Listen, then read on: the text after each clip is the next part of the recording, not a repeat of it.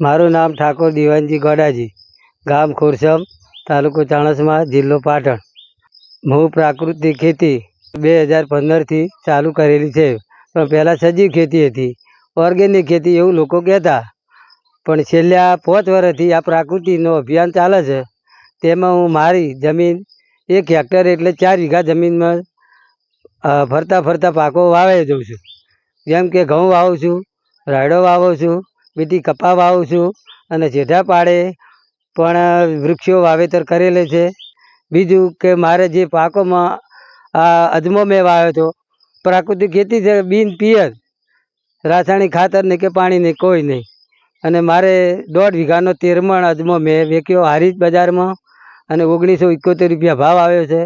અને મને સંતોષ છે. એમાં મેં 5000 ખર્ચો કર્યો હતો, ચોખ્ખા મને 20,000 રૂપિયા મળેલ છે.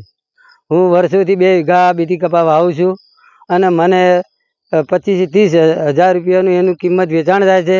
એમાં મારો 10,000 રૂપિયા ખર્ચો હોય પણ ચોખ્ખો નફો મને 20,000 રૂપિયા મળે છે. સરવાળે મને વર્ષે 2 લાખ રૂપિયાની નફો ઇન્કમ બેસે છે અને 1 લાખ રૂપિયા ખર્ચા પેટે જાય અને 1 લાખ રૂપિયા સરવાળે મને મળે છે. આ મારો ઓબો છે. ઓબાને પણ મેં વેચાણ કેરીને બજારમાં જઈને સારી રીતે કરેલું છે. ઓબો પણ વર્ષે મને 10 થી 25 હજારની મને વેચાણ આવક આપે. ચોખ્ખો નફો, કોઈ ખર્ચો નહીં, કોઈ નહીં.